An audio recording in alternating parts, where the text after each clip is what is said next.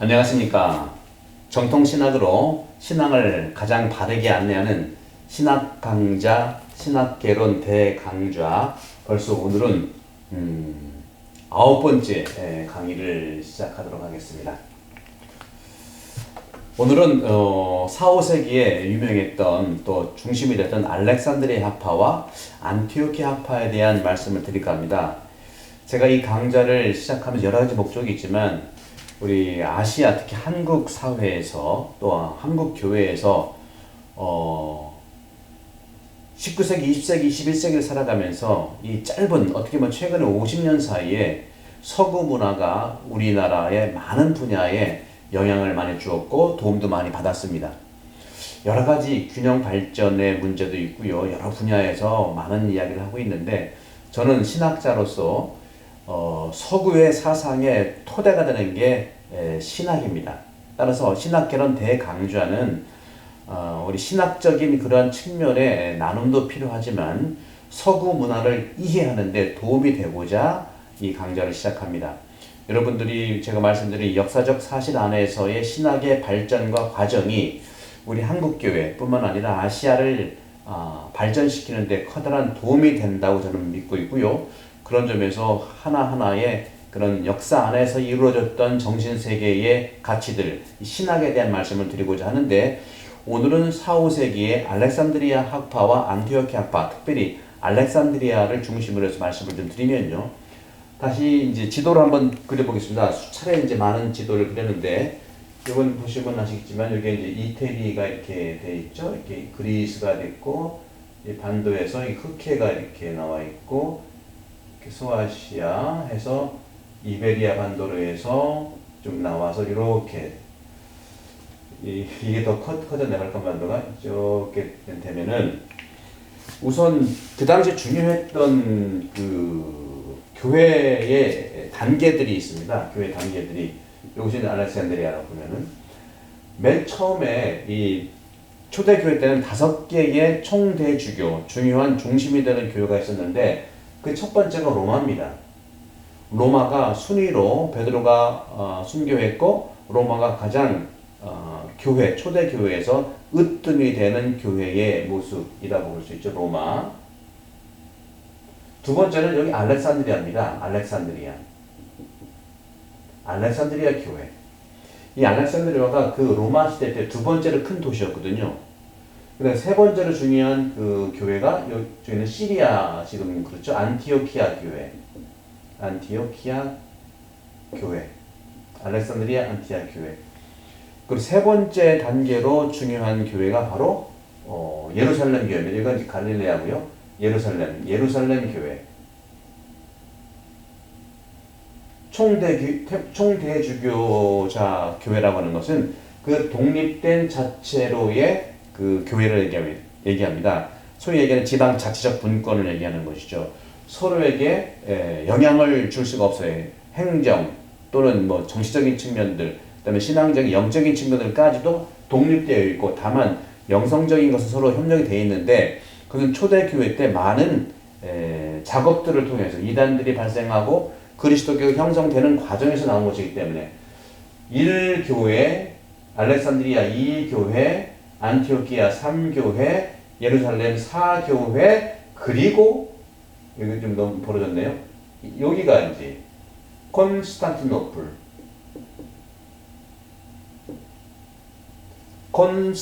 교회가 바로 비로소 이제 5교회가 되는 건데 특히 콘스탄티노플 교회는요.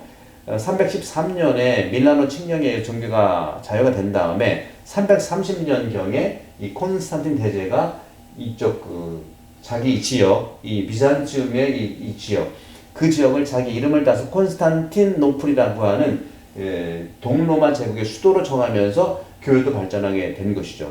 그래서 후발주자로서 초대교회의 첫 번째 베드로가 순교한 로마가 제1단계 교회, 1교회. 순이라기보다는 존중의 차원에서 볼 수가 있겠죠. 두 번째로는 가장 컸던 알렉산드리아 교회, 그리고 안티오키아 교회. 알렉산드리아 교회는 여기 로마는 뭐 다 아시죠? 순교했던 그 지역이기 때문에 알렉산드리아 지역은 두 번째로 큰 로마 제국의 도시이며 동시에 상당히 교육이라든가 또는 신앙이라든가 또 정치, 문화의 발상지역, 도서관도 굉장히 큰 도서관이 있었고요. 그 알렉산드리아 학파의 대표적인 주자가 지난번에 말씀드린 오리게네스라고 말씀드렸어요. 여기 대표적인 그 알렉산드리아의 그 교부들이 클레멘스의 제자인 오리게네스, 그리고 오리게네스, 클레멘스 영향을 많이 받은 아타나시우스. 이 아타나시우스는 325년에 열렸던 니케아 공의회에서 예수 그리스도의 본성이 하느님과 똑같다, 동일 본질을 주장했던 가장 중요한 교부예요. 영향을 주죠. 안티오키아 교회는요, 따라서 이 알렉산드리아 교회는 상당히 영적이고 신비적인, 성경 주석도 영적이고 신비적인 주석, 알레고리, 유비적인 관계에서 해나가는 그런 경향이 있고요. 안티오키아 교회는 히브리 사람, 유대인들이 개종한 그리스도교 공동체이기 때문에 이쪽에서는 상당히 역사적이고요. 그리고 문헌 중심, 문자 중심의 이런 성경 해석을 합니다. 현대의 역사 비평 방법도 결국에는 이 신비적인 교부들의 알렉산드리아적인 방법과 상대적인 역사 비평, 본문 텍스트를 정확하게 분석을 하고 또 그것을 비평하면서 원문이 어떤 것인지 찾아내는 지극히 과학적인 성서 해석의 방법이 이쪽의 방법이라고 볼 수 있겠습니다. 안티오키아 학파에서 활동됐던 많은 그 교부들도 있죠. 그 대표적인 부분들이 결국에는 안티오키아 교회에서 많은 그 교부들도 이제 이런 발전의 양상을 보여주고 있는데, 특별히 이 알렉산드리아 교회는요, 플라톤의 철학을 바탕으로 해서 상당한 그 신비적 관점을 추구하고 있어서 성경에서 지옥이라고 하는 걸 다 뺐어요. 바라보는 것이 천상에 대한 부분들이기 때문에. 그리고 예수 그리스도에 대해서 신성을 강조했던 것입니다. 신성. 그래서 이런 측면에서 이단들이 나올 수 있었던 것은 뭐냐면, 예수 그리스도가 인간이 아니기 때문에 나왔던 여러 가지 도체티즘이라든가 파시오니즘. 도체티즘은 뭐냐면 가현설이라고 해요. 가현설이 뭐냐? 예수 그리스도가 본래 인간이 아니기 때문에 하느님이 인간의 탈을 쓰고 가짜로 나타났다 하는 그런 이단들입니다. 파시오니즘은 똑같이 바로 예수 그리스도가 인간이 아니기 때문에 예수님이 십자가에서 돌아가신 것도 하느님이신 그 아버지가 순환을 다하신 거다. 그래서 아버지 성부 순환설이라고 표현하는 거예요. 성부 순환설. 인간 예수가 아니에요. 결국에는 나중에 거쳐서 4세기, 5세기, 6세기에는 몬타니즘, 유주론이라고도 하죠. 오직 하느님만 있다고 하는 그런 사상으로 가는 것이죠. 결국에는 예수 그리스도가 하느님이다 하는 관점이 주로 강조된. 그래서 여기서는 신인 그리스도론이 강조가 됐고요. 이쪽에서의 신학의 모든 것들은 삼위일체론이 모든 겁니다. 삼위일체론과 그리스도론이 전부예요. 따라서 이런 부분들에서 신이 먼저 강조된 인간 그리스도, 이것이 알렉산드리아 학파의 주된 주장들이고, 그런 점에서는 상당히 신비적인 그런 관점의 신학들, 영성적인 관점, 성경도 알레고리한 유비적인 관점들이 굉장히 많고요. 이것들이 많이 14세기, 15세기, 16세기 스페인에 영향도 많이 주고, 영성신학이라든가 많은, 오늘날에도 많은 영향을 줍니다. 상대적으로 안티오키아는요, 예수님은 인간이시다.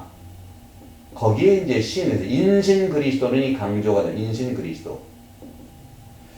안티오키아파는 알렉산드리아와 달리 삼위일체론, 그리스도론 신비적인 관점보다는 상당히 현실적이고, 따라서 성사론이 발전됐고요. 성사론, 오늘 우리나라가 이제 우리 가톨릭에서 행하고 있는 7가지 성사있죠. 성사론, 그리고 교회론이 발달해서 교회. 현실적인 거니까 운영을 해야 되잖아요. 교회론. 그리고 은총을 받아야 되니까 은총론,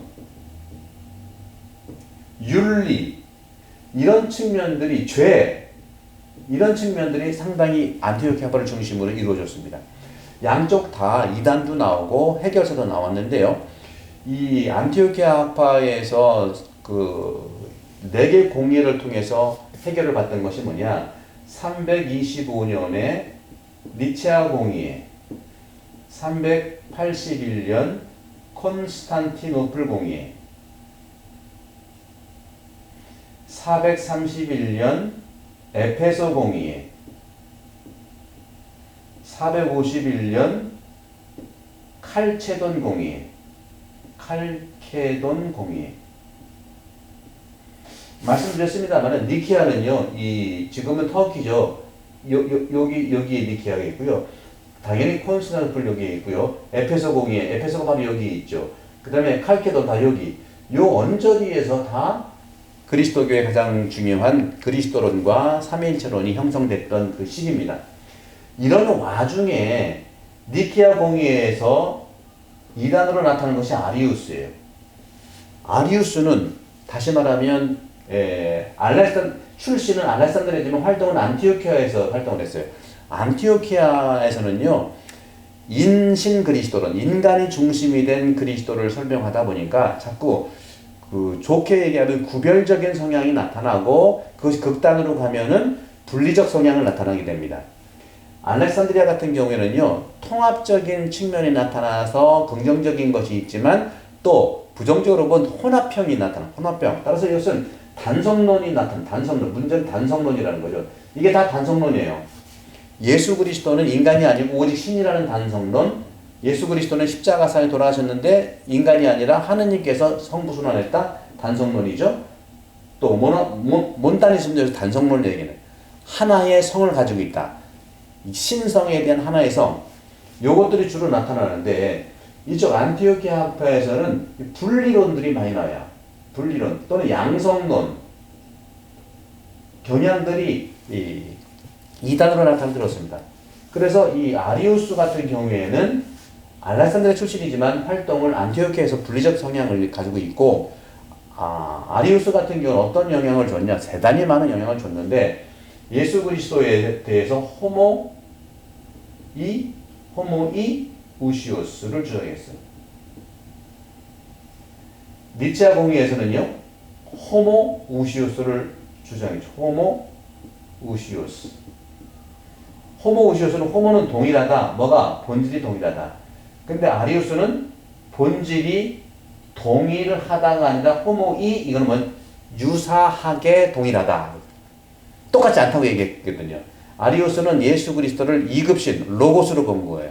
제1신 제우스, 2급신 로고스 지난번에 말씀드렸죠? 이런 것처럼 바로 예수 그리스도가 우리 인간과는 다르고 하느님과는 다른 하느님이 아니면서 하느님의 이 두 번째 2급신, 호모이우스를 얘기했다는 것이죠. 이거를 해결했던 분이 교부가 바로 누구냐 하면은 아타나시우스예요. 알렉산드리아에서 해결했잖아요.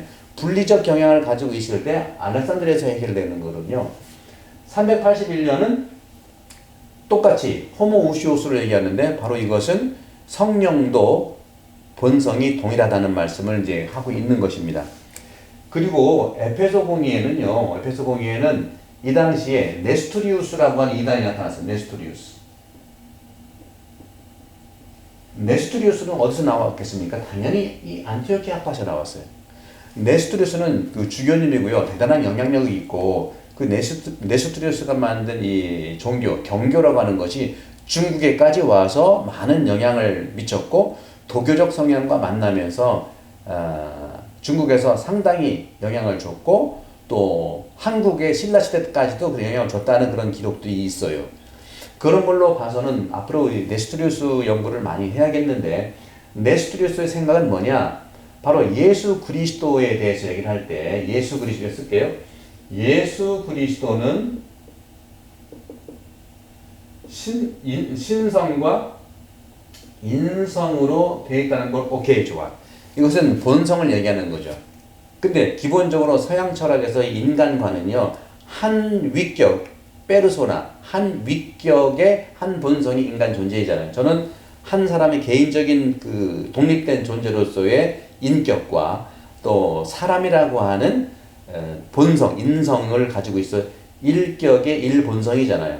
예수께서는요, 그 위격의 이본성이거든요. 이 본성은 뭐냐? 신성과 인성이 하나의 위격에 결합되어 있다고 하는 선언이 431년에 한 겁니다. 따라서 431년에서는요, 위포스타시스라고 해서 스타시스. 이 위포스타시스를 조금 더 히랍의 원전으로 만 프로소폰이라고 하는 것이 나오는데 프로소폰. 이 프로소폰이 위포스타시스가 페르소나. 따라서 서양의 인간관의 퍼스는요, 이 프로소폰, 위포스타시스, 페르소나라는 개념으로 발전해 왔는데, 그러면 프로소폰이든 위포스타시스든 페르소나든 어떤 거냐? 페르소나 절대로 혼자 현존 개념의 독립체를 얘기하는 겁니다. 인디비주얼한 걸 얘기하죠. 따라서 인간 하면은 한 개체에 본성이 들어가 있는 건데, 바로 에페소 공의에서 바로 예수 그리스도의 한 본성을 낸 거예요. 우나 페르소나, 하나의 위격, 우나 페르소나, 위포스타시스, 이것을 선언한 것이 에페소 공의인데, 네스트리우스는 하나의 위격을 얘기 아니라 신성과 인성이 서로 두 가지의 이 본성이 있는데, 예수 그리스도는 이것을 담아내는 것을 네스트리우스는 신성은 신격이 있고 인성은 인격이 있다, 이렇게 해서 두 본성 두 인격을 얘기한 것이 두 위격을 얘기한 것이 네스트리우스 주장이에요. 이중인격이죠. 본성은 이중성을 신성 인성을 얘기. 페르소나까지 이중인격 두 가지 위격체를 주장함으로써 그 당시에 많은 영향을 줬는데, 바로 이런 그 분리적 사고방식에서 이 알렉산드리아 학파의 중요한 또 하나의 교부가 바로 누구냐면, 이 당시에 에페소 공의회와 많은 영향을 줬던 그 교부가 있어요. 잠깐 이름을 까먹었는데, 말씀드린 그 교부에 의해서 우나 페르소나, 육격적 결합이라고 하는 것을 성 치릴루스.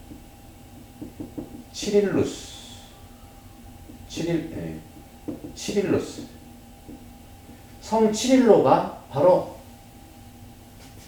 네스토리우스가 얘기하는 두 본성의 두 위격을 거부를 하고 두 인성의 한 위격은 신격이죠. 한 위격 안에 신성과 인성이 결합되어 있다는 주장한 것이 431년에. 그래서 431년에 이 네스토리우스를 상대로 해서 선포한 이 공의회는 성모님이야말로 한 위격을 낳으신 어머니이기 때문에 신성의 어머니다 하고 표현한 거고, 신성의 어머니가 하느님의 어머니가 된 겁니다. 따라서 431년 테오토코스라고 하는 테오토코스 이것은 뭐냐면 하느님의 어머니예요. 하느님의 어머니라고 하는 것은 마리아론이 아니고 예수 그리스도를 대한 선언인데, 마리아가 예수님의 어머니니까 테오토코스가 된 겁니다. 그런 점에서 요또 이단도 안티오키아에서 네스토리우스가 나왔고, 또 해결자도 치릴로라고 하는 알렉산드리아에서 해결사가 나온 거예요. 끝으로 이 칼케돈 공의에서는요, 바로 예수 그리스도의 요 부분은 해결됐죠. 에페소 공의에 의해서 하나의 위격, 하나의 위격에 인성과 신성이 결합되어 있다. 오케이. 따라서 예수 그리스도는 한 위격의 두 본성이라는 것이 확정이 됐는데, 451년에 칼케돈 공의회에서 또 이 동방의 많은 주교도 열심히 에우티케라는 주교가 있었는데, 에우티케는 뭐라고 했습니까? 육화 전에는 두 본성이었는데 육화한 다음에는 하나의 신성이 됐다, 이렇게 얘기해요. 그러니까 이중성에서 또 단성으로 변한, 이게 누구냐? 바로 또 알렉산드리아의 그 열심한 수도 원장이었어요. 이런 부분에서 이단이라고 하는 것은 뿔 달린 것이 아니라 그 당시를 이해할 수밖에 없는 그러한 상황들에서 말씀을 드리고 싶어요. 따라서 칼케돈 위에서 선포됐던 네 가지 부사가 굉장히 중요합니다. 이게 이제 그 희난말인데 이거를 몇 회문으로 써볼게요. 인무타빌리스, 빌리테르인데, 그 다음에 inseparabilité, separabilité, indivise, inconfuse, 인디비세와 인세파라빌 때는 뭐냐? 이는 반대거든요. 가르지도 말고 디비세 분리시키지 말라. 이것은 왜 나왔을까요? 이것은 바로 네스토리우스 때문에 나오는 거예요. 네스토리우스 자꾸 구분하니까 분리시키니까 신격과 위격, 인격과 신격이 있고 신성과 인성이 네 개로 분리시키니까 이것은 분리시키지도 말고 나누지도 말라. 그 다음에 인무타빌리테 인컴푸세, 컴푸세는 혼동하지 말고 이것은 변형시키지 마라. 인무타빌리테 변형시키지 말고 혼동하지 마라 하는 것은 에우티키 때문에 나온 거예요.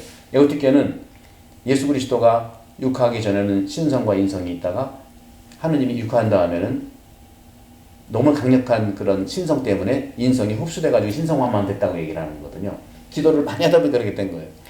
그런 점에서 이런 방식들을 여러분들께 말씀을 좀 드리면서 제가 오늘 그 안티오키아 학파와는 좀 나중에 다음 시간 10강 때 말씀을 드리고 이 알렉산드리아의 대표 교부가 오리게네스라는 말씀드렸고 성경 주석도 상징, 우의, 말씀은 신비적인 거, 또 플라토니즘과 네오플라토니즘, 영성주의로 중심을 쥐고 있고 그리스도교 계시를 비교하면서 만남을 지향하고 있고 대표 교부로는 여기 나왔죠.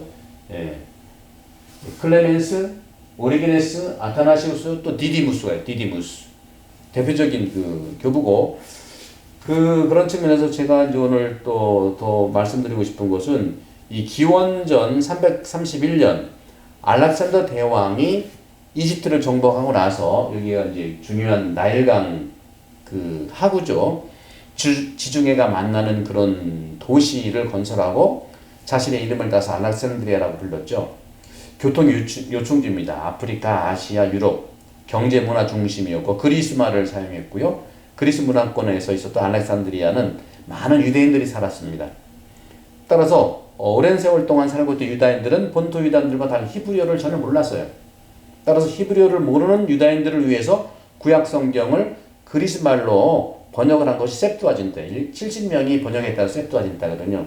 바로 이곳에서 셉투아진타가 번역됐고 또 70인역을 통해서 그리고 구약 성경의 히브리 사상과 그리스 사상의 교류와 조화가 유다인 학자 필론이 있거든요. 필론에 의해서 크게 발전했습니다. 알렉산드리아는 아까도 말씀드린 거대로 세계에서 가장 큰 도서관이 있었어요. 알렉산드리아 도서관에는 70만 권의 책들이 소장되어 있었는데 지금은 정말 그 안타깝지만 그리스 말로 쓰여진 책들이었는데 바로 이런 부분에서 그리스 문화와 다른 문화에 대한 이해를 돕기 위한 중요한 자료였죠. 그런 점에서 그리스도인들을 위한 학교, 알렉산드리아 학교도 설립됐고 클레멘스가 교장이었고 이대 교장이 오리게네스였다는 것이죠. 3세기 말에는 그리스도교화된 이 지역에서 알렉산드리아 교회는 키레나이카에서 에디오피아까지 이르는 모든 그리스도교를 감독하는 수익권을 갖게 돼서 알렉산드리아 총대 주교 교회가 형성된 것입니다. 여기는 문화적, 학문적 우월성 때문에 바로 여기서 총대 주교의 관할권에 있는 모든 지역 주교들은 자신들의 주교 소품이 바로 알렉산드리아 총대 주교 승인을 받아야 되는 것이죠. 말씀드린 총대 주교자는 각각의 독립적 측면들이 있는 겁니다. 지금 우리 가톨릭 교회는 로마의 그 주교가 전 가톨릭 교회를 관장하지만 동방교회는 각 지역에 총대 주교자가 있어서 지역에 사는 지역이 해결되는 거거든요. 이런 관점들이 있습니다. 따라서 이 이집트에서 수도원이 발달했고 수도자들도 역시 알렉산드리아 총대주교 수명을 했고 알렉산드리아 학교가 이집트와 서방 교회에 끼친 영향은 실로 상상할 수 없을 정도로 강합니다. 크고 오늘날까지 그래요. 알렉산드리아 학교를 잠깐 소개를 제가 좀 해보면은요. 유다교를 하나의 위대한 철학으로 소개하는 필론의 영향을 받았고요. 또 필론식 그리스도교 학교라고 할 수가 있습니다. 그런 점에서 여러 가지 있지만 좀 넘어가기로 하고 여기서 학파의 특징만 말씀을 좀 드리면요. 이집트 요소와 동양의 요소, 그리고 그리스 철학, 유다교 사상, 헬레니즘 문화의 영향을 크게 받았습니다. 상당히 통섭적이고 융합적이죠. 특히 신적 실제와 형이상학적, 영적인 것을 강조하는 플라톤 철학과 알렉산드리아 유다인 철학자 필론의 영향을 크게 받았어요. 플라톤과 필론. 사변적이고 굴욕적인 플라톤 철학의 영향을 받은 알렉산드리아파의 신학자들은 성경 해석에 있어서도 말씀드린 데 그런 식으로 좀 했고요. 알레고리하는 것. 기본적으로 플라톤 철학의 이원론이 알렉산드리아의 신학적 사고에 영향을 주었고 성경 주석이라든가 삼위일체론, 그리스도론에 영향을 많이 주고 성서신학, 신비신학에도 엄청난 발전을 했습니다. 알렉산드리아파는요, 문자와 정신, 상징, 여러 가지 진리 사이에 극도의 긴장감을 이루고 있는데 플라톤 철학의 형이상학적인 사고방식, 이게 팽배했었죠. 필론은 간단히 말씀을 드리면요, 필론은 플라톤 철학을 이용해 성서를 해석했고요. 필론 사상의 영향을 받은 물질과 예지적 세계를 구별했습니다. 여러 가지 내용들이 있는데 여러분 필론은 여러분 찾아보시면 그런 부분들에서 여러분 이해가 될 수 있다고 생각을 하고 필론의 이런 사상 중에서 알레고리적인 성서 해석이 중요하고요. 두 번째는 로고스에 대한 개념이 필론 생각입니다. 따라서 초월적 하느님 존재로서 플라톤이 요청했던 영원한 형상마저 초월하신 분이신데 하느님은 어떤 논리적 범주에 속하지 않는다는 것이죠. 참고로 유다교에 의하면 하느님 말씀 한마디로 세상이 창조되었고 하느님이 직접 세계에 관여하시는데, 하지만 플라톤 철학에 의하면 하느님과 물질 세계 사이에 다른 존재가 존재한다는 것, 중개적 개념. 이것이 바로 신적 존재 데미우르구스가 물질 세계를 창조하고 다스린다고 그랬어요. 필론은 이 같은 플라톤 사상을 인정하지 않았어요. 왜냐하면 플라톤의 중개 사상은 성서에 계시던 하느님 유일성에 위배되기 때문에 그렇습니다. 대신 필론은 로고스 개념을 주장했어요. 로고스. 아리우스로 로고스 얘기했잖아요. 호모이우스우스. 그런 점에서 로고스는 모든 사물 중에 가장 맞이고 하느님과 가장 유사하다고 했고, 하느님과 우주사의 중재자로서 로고스는 창조 때 하느님의 행위자였고, 또 정신이 하느님을 포착하는 수단이고 로고스의 이중적 역할을 필론은 강조했습니다. 이 필론의 로고스 개념이 애매모호하고 일관성은 없지만 바로 그의 사상이 그리스도교와 알렉산드리아파에 미친 큰 영향입니다. 그런 부분들을 말씀을 드리고 다음 시간에 여러분들에게 이 알렉산드리아 조금 더 말씀을 드릴 기회가 있겠지만 안티오키아파에 대한 부분들을 좀 말씀을 드리도록 하겠습니다. 여러분들 어떠십니까? 이 신학개론 대강자, 정통신학으로 우리 신앙을 바르게 인도할 뿐만 아니라 오늘날 이 세상의 지각변동의 토대라고 할 수 있는 서구 사상의 바른 이해가 이 동양 사상과의 만남을 적극 추진할 수 있기 때문에 이 기회를 통해서 여러분들 좋은 시간 되기를 바라고 여러분 많은 구독과 또 전파 부탁드립니다. 성부와 성자와 성령께서는 우리 모두의 강복하소서. 감사합니다.